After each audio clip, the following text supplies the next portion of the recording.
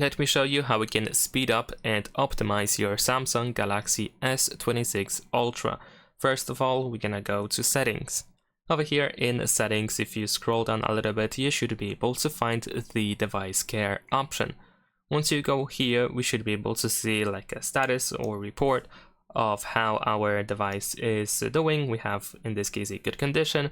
In case there are some suggestions provided by the phone, then of course you can use them over here at the top of this menu.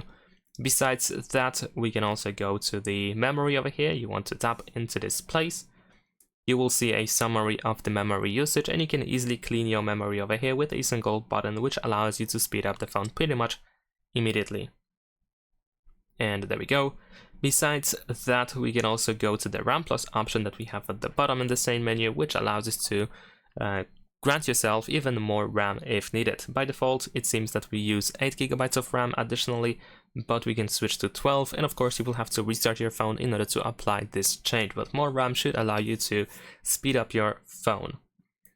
And besides that, what you can also do is you can go to the auto optimization, where we can find the auto restart option, which allows the phone to automatically restart when needed or when there is a schedule created.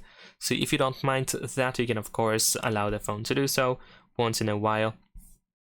And there we go. We can also see these conditions that are needed to actually be sure that the restart can be performed automatically. So there are some cases where the restart might not be done. And this allows you to, for example, clean the memory over here, as we can read by the description, which is definitely quite helpful with the optimization.